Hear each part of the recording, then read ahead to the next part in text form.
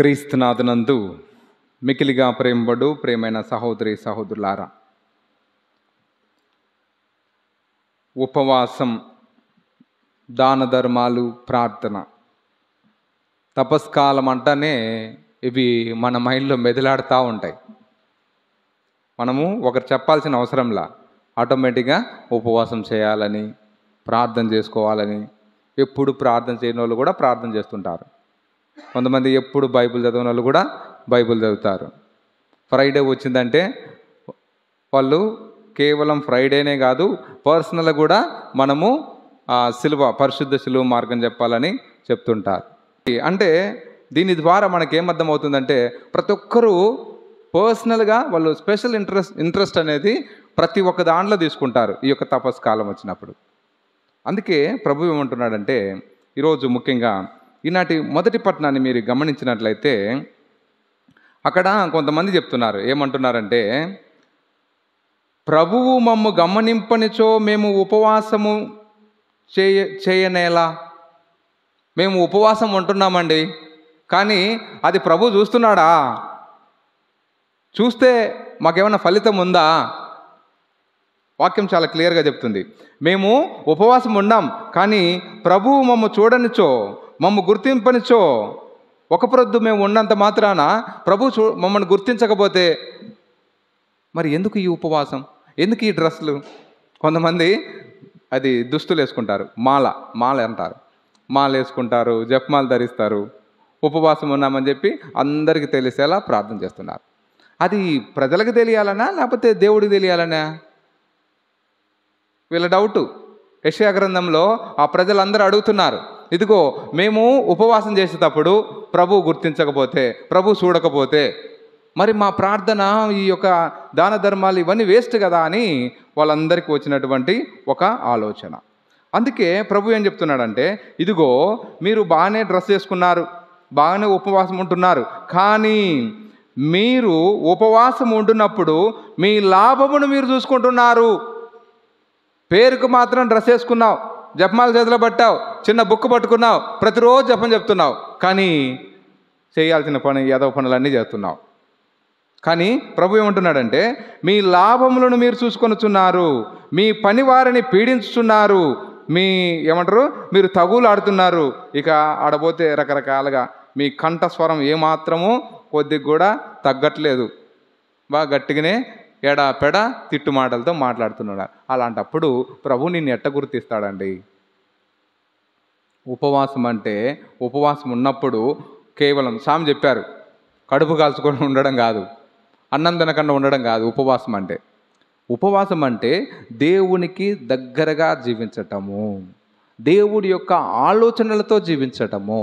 ఇప్పటి వరకు నువ్వేమనుకున్నావు?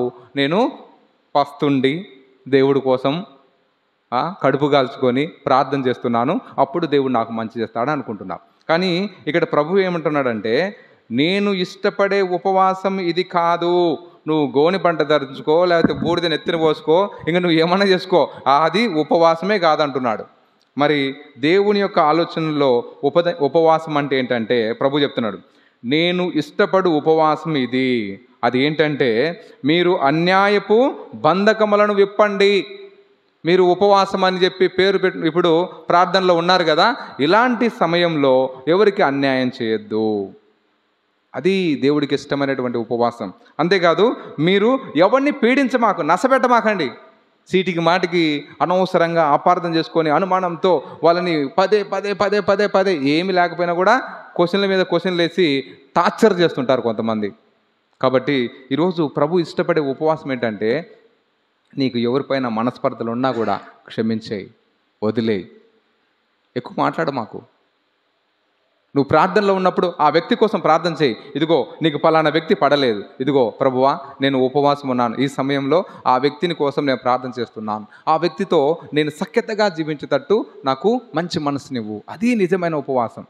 నువ్వు కడుపు కాల్చుకున్నంత మాత్రాన దేవుడు నీకేదో ఇస్తాడు చేస్తాడని కాదు. నువ్వు కడుపు కాల్చుకునే సమయంలో దేవుని యొక్క ఆలోచన ఏంది? క్షమించటం దేవుడికి ఇష్టం. అది నువ్వు క్షమించాలా. దేవుడికి ఇష్టమైన పని ఏంది? ఆకలిగా ఉన్నప్పుడు అన్నం పెట్టడం. అది నువ్వు చేయగలగాలి. దేవునికి ఇష్టమైన పని ఏంటి? చెడు మనలో ఉన్నటువంటి చెడును కొంచెం కొంచెం కొంచెం కొంచెము తీసివేయాలి. ఈ ఉపవాస సమయంలో ఏమన్నా నీకు తాగుడు ఆలోచన ఉందా?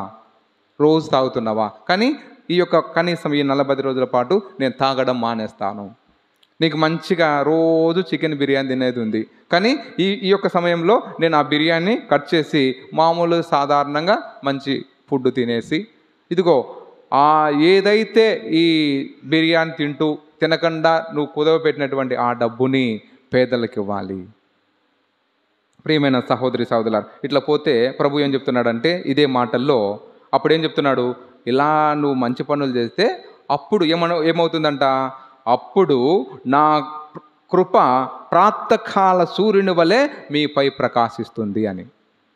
ప్రాతకాలమున అంటే ఉదయకాలమున సూర్యుడు ఎంతో కాంతివంతంగా ఉంటాడు.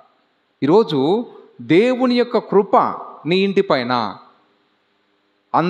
అంతగా వెలుగు ఆ వెలుగు మీకు రావాలంటే మనమందరం కూడా ఇలాంటి ఉపవాసం చేయాలి.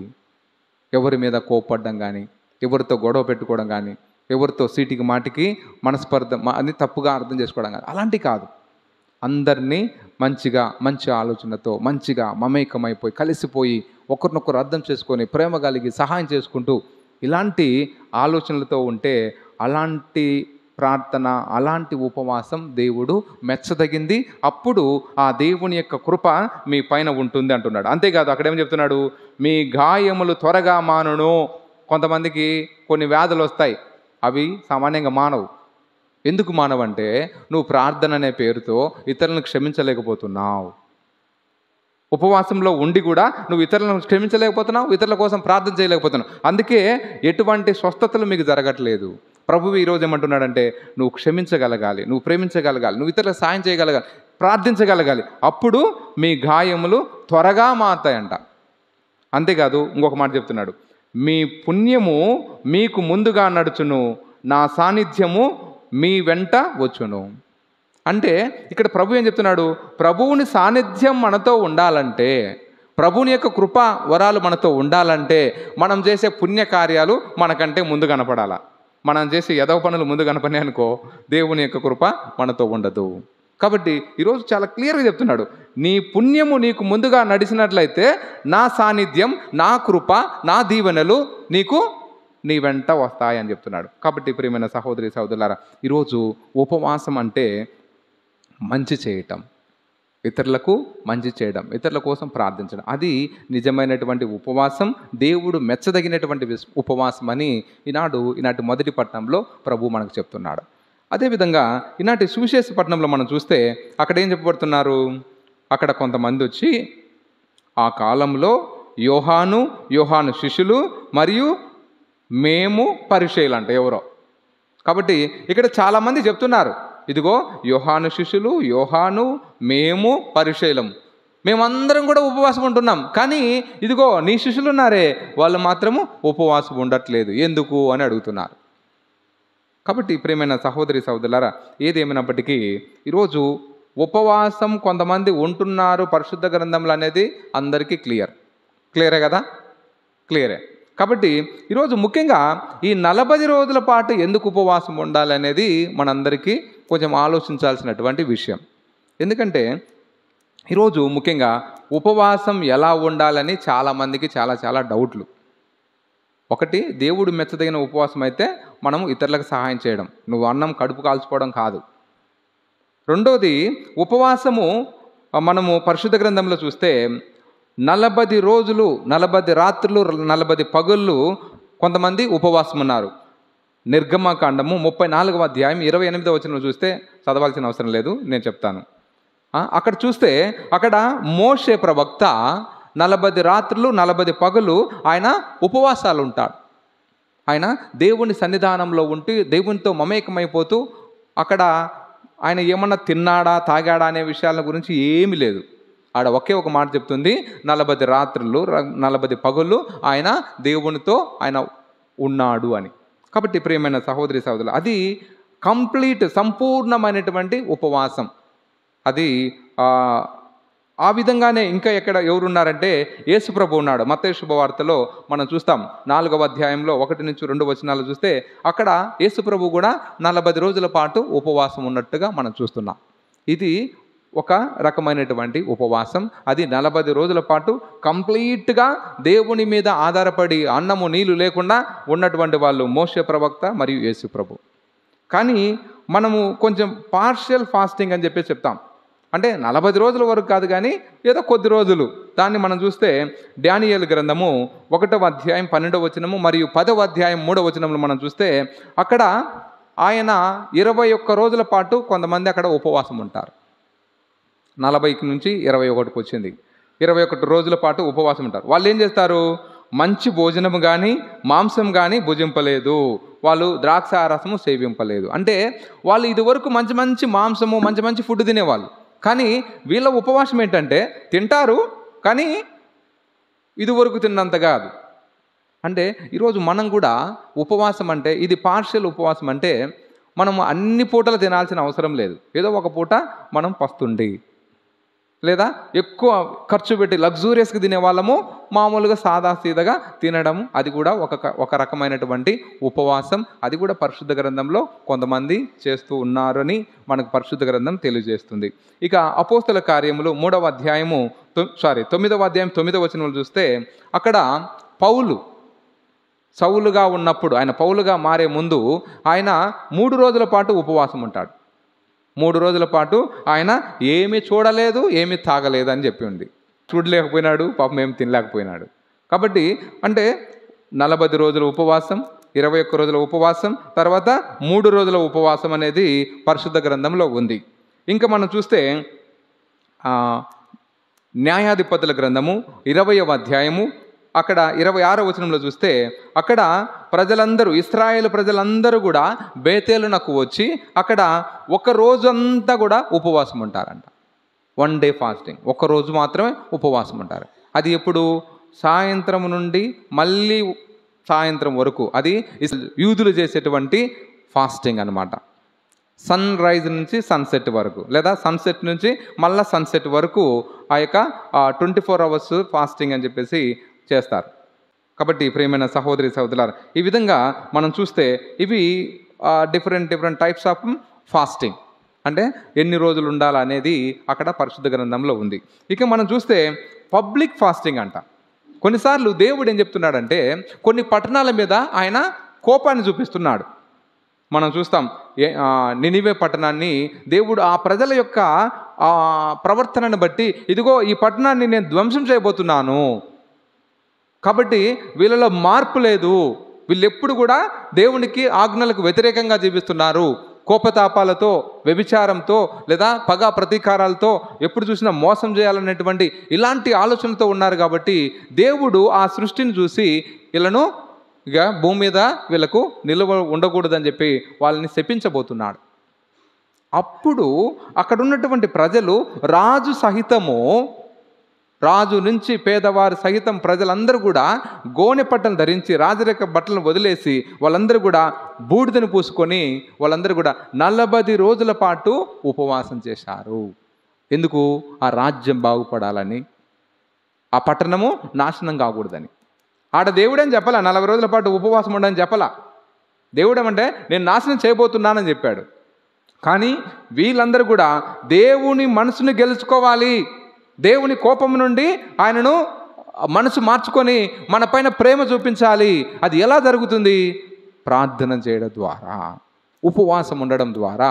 అందుకే ఆ ప్రజలు 40 రోజుల పాటు ఉపవాసం ఉండి దేవుని మనసును గెలుచుకున్నారు. దేవుని యొక్క కోపాగ్ని నుండి వాళ్ళు బయటపడి దేవుని యొక్క ప్రేమను గెలుచుకున్నారు. ఆ విధంగా వాళ్ళు రక్షింపబడ్డారు. అందుకే ఈరోజు పరిశుద్ధ గ్రంథంలో మనం అలా జరిగింది కాబట్టి ఉపవాసం ఉండడం ద్వారా దేవుడు ఆ కోపాన్ని వీడి వాళ్ళ మీద ప్రేమ చూపించాడు. కాబట్టి ఈరోజు మన జీవితాల్లో కూడా అలాంటి అవకాశం ఉంటుంది అనే ఉద్దేశంతోనే తల్లి శ్రీ సభ మనలందరినీ కూడా ఈ యొక్క ఫాస్టింగ్, ఉపవాసం అనేది చేయమని మనల్ని ఆహ్వానిస్తుంది. మనమేమో 40 రోజుల పాటు ఉపవాసం చేయమని ఎక్కడ ఏం లేదు పరిశుద్ధ గ్రంథంలో. ఆనాటి ప్రజలు, ఆనాటి పరిస్థితులను బట్టి దేవుడు వారిని ఆ శాపానికి గురి కాకుండా ఉండాలని ఆ ప్రజలు తీసుకున్నటువంటి నిర్ణయమే ఆ 40 రోజుల పాటు ఉపవాసం. తద్వారా వారు దేవుని చేత రక్షింపబడ్డారు. అందుకే ప్రియమైన సహోదరి సహోదరులారా, అది పబ్లిక్ కన్ఫెషన్, పబ్లిక్ ఫాస్టింగ్ అనమాట. ఆ పబ్లిక్ ఫాస్టింగ్ ద్వారా వాళ్ళందరూ కూడా రక్షణ పొందారు. తర్వాత మనము నిన్న బుధవారం రోజున ఒక రీడింగ్ చదివాం ఉపవాసం గురించి. ఏమని చెప్తున్నాడు ప్రభు? యేసు ప్రభు ఒక నిర్వచనం ఇస్తున్నాడు. ఏమని చెప్తున్నాడు? ఇందాక నేను మొదటి పట్టణంలో చెప్పిన నిర్వచనము యావే దేవుడు చెప్పినటువంటి మాట. కానీ ఇప్పుడు యేసు ప్రభు చెప్పేది ఏంటంటే, ఉపవాసం అనేది చేసేటప్పుడు ఎవరు గుర్తించాల్సిన అవసరం లేదు.